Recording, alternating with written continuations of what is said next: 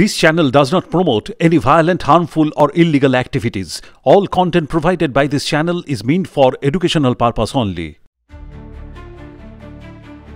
বৃহস্পতিবার সকাল 11টা নাগাদ ভয়াবহ আগুন লাগে আলমপুরের একটি পিচ কারখানায়। প্রথমে বিকট শব্দ শোনা যায়, তারপর আগুন দেখা যায়। এই সময় শ্রমিকরা কাজ করছিলেন। বিস্ফোরণের বিকট শব্দ পেয়ে তারা ছোটাছুটি শুরু করেন। আশপাশের কারখানার শ্রমিকরাও আতঙ্কিত হয়ে কারখানা থেকে বেরিয়ে আসেন।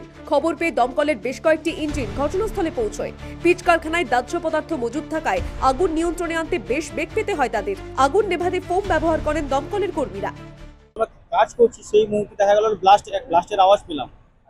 ব্লাস্টের আওয়াজ পাওয়ার পর থেকে দেখলাম যে এটা আগুনটা কন্টিনিউ আরো বাড়তে থাকলো।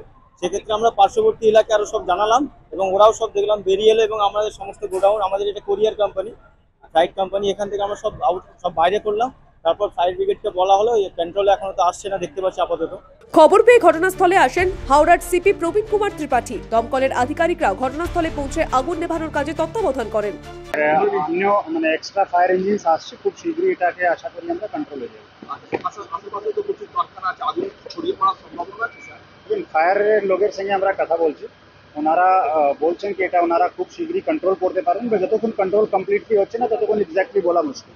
কি কারণে আগুন এটা পরে যায়, আমরা ডিটেইল একটা ইনকোয়ারি করব, তারপরে আমরা বলতে পারবো। ফায়ার কন্ট্রোল মেজার্স ছিল, ফায়ার কন্ট্রোল মেজার্স প্রাইমারিলি দেখা যাচ্ছে এখানে ছিল, তো ওটা এখন কাজ করছে না। আমাদেরকে ডিটেইল ইনকোয়ারি করে দেখতে হবে যে ওটা ফাংশনাল ছিল কি ছিল না। এখানে একটা পিচের গোডাউন বা বিটুইন কি আছে পরে আমরা দেখছি। ওখানে আগুন লাগে, আগুন লাগার খবর পেতে আমাদের আলমপুর থেকে হাওড়া থেকে সাথে সাথে 4খানা গাড়ি আমরা পাঠাই এবং অফিসার এসে দেখে আগুনটা একটু বড় আছে, তাই আরও গাড়ি চাওয়া হয়েছিল। আমাদের 10টা গাড়ির মোটামুটি আমরা রিকোয়ারমেন্ট দিয়েছিলাম, তো গাড়ি 4টা ঢুকে গেছে, 2টো এখনই ঢুকবে আর 4টা রাস্তায় আছে। আচ্ছা, আগুনটা মোটামুটি আয়ত্তের মধ্যে আমরা নিয়ে এসেছি। হাওড়া থেকে দেবাশিস গুছাইতের রিপোর্ট, দ্য ওয়াল।